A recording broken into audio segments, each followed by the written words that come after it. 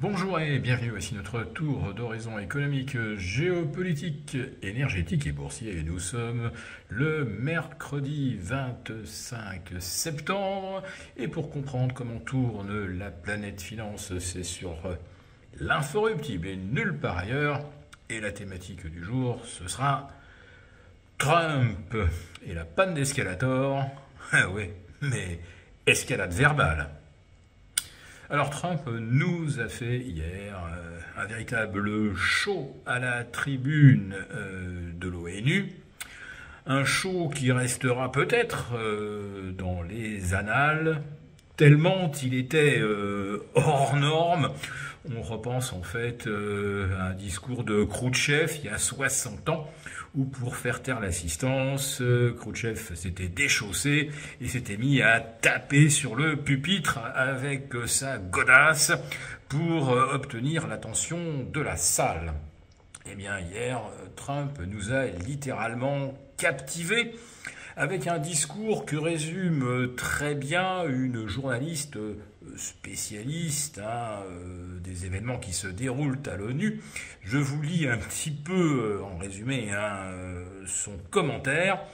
Il faut saluer le discours visionnaire de Donald Trump, une imagination sans pareil, une pensée directe, le don rare de dire tout ce qui lui passe par la tête, n'importe quoi, sur n'importe quel sujet et à n'importe qui, une véritable leçon de sociologie, de relations internationales et de sciences politiques, mais tout cela en dehors de tout cadre légal. Bref, Trump a multiplié les punchlines, mais surtout en fait les punchs dans la tête de qui lui déplaît, comme par exemple le maire de Londres qui en a pris pour son grade. Bon, maintenant on apprend que des charters transportant des migrants de Syrie ou de Gaza ont atterri en secret tous les jours à Londres, des gros porteurs transportant 500 personnes. Bon, alors, si ça a duré pendant 10 jours, ça fait 5000. Si c'est 20, ça en fait beaucoup plus. Ça en fait 10 000. Et donc, Trump a enchaîné sur l'ONU une machine à créer des problèmes avec l'immigration au lieu de les résoudre.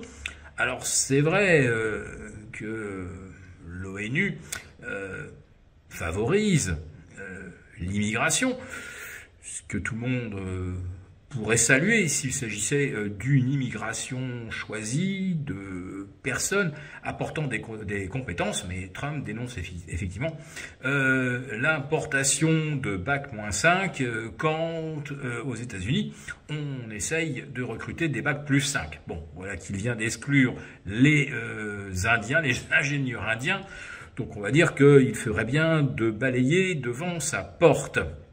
Donc l'ONU crée des problèmes d'immigration.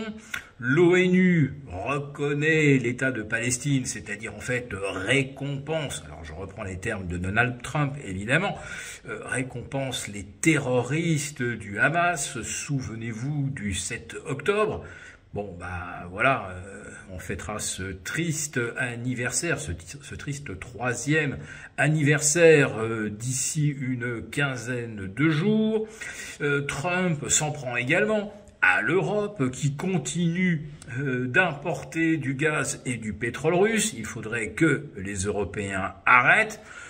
J'aurais tendance à dire, nous arrêterons lorsque Trump cessera également d'importer des terres rares, du titane, de l'uranium enrichi de la Russie, qu'il commence par donner l'exemple. Alors oui, évidemment, Trump n'a pas oublié également cette fois-ci de mettre un punch à Vladimir Poutine en expliquant que voilà, il a plus vraiment confiance en lui et que du coup, l'Ukraine pourrait bien gagner la guerre parce que la Russie est au bord de l'effondrement économique, ce qui évidemment mérite peut-être d'être un petit peu tempéré.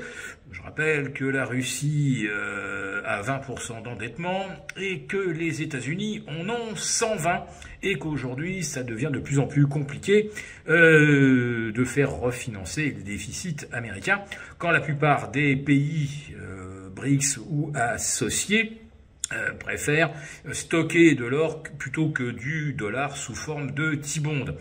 Et on a certainement là d'ailleurs une des clés de la hausse de l'or. Certes, des banques centrales en achètent massivement et désormais c'est la Pologne qui aurait battu les records en important 80 tonnes d'or, devançant la Chine et l'Inde. Oui, mais le problème fondamentalement, c'est que beaucoup de pays ne veulent plus détenir du dollar. Ils pourraient très bien choisir d'acheter autre chose que de l'or. Mais le vrai problème, c'est bien le dollar qui en est à moins 13% depuis le 1er janvier et qui continue de s'enfoncer en dessous des 1,18 contre euro.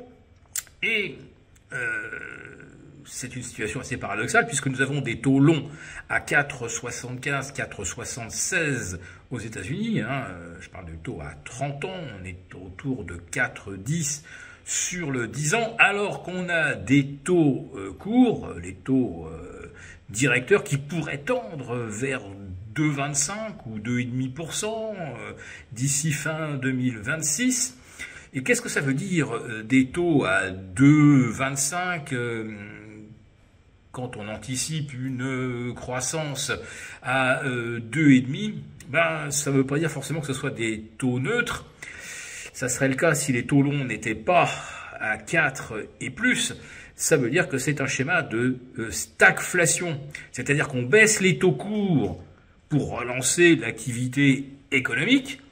Mais les taux longs, eux, les taux marchés, eux, ce qu'ils voient au bout de la route, c'est de l'inflation. En fait, c'est plutôt la perte de valeur du dollar qui va créer de l'inflation. Donc on a des taux longs tendus, parce qu'à moyen terme, ça devient très compliqué. Et à court terme, on baisse les taux comme si on allait connaître une récession.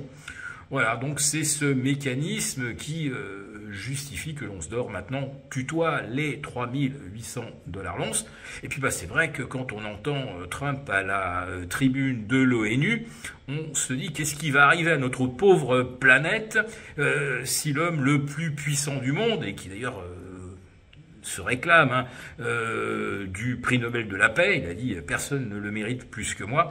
Donc que va-t-il arriver à notre pauvre planète si Trump balance ce genre d'ineptie parce qu'il a été choqué par une panne d'escalator? Pour vous remercier de votre fidélité, vous pouvez télécharger gratuitement notre rapport spécial qui vous explique comment réduire légalement vos impôts sur vos plus-values boursières. Un sujet à ne surtout pas négliger. Il vous suffit de cliquer sur le lien en description pour l'obtenir gratuitement. Merci et à bientôt.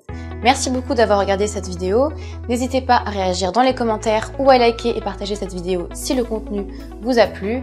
Et pour ne rater aucune de nos prochaines émissions, vous pouvez vous abonner à notre chaîne et activer les notifications. Et pour plus de contenu, n'oubliez pas que le dernier rapport rédigé par nos experts est accessible en cliquant sur le lien en description. On se retrouve tout de suite dans les commentaires et je vous dis à très bientôt pour une prochaine vidéo.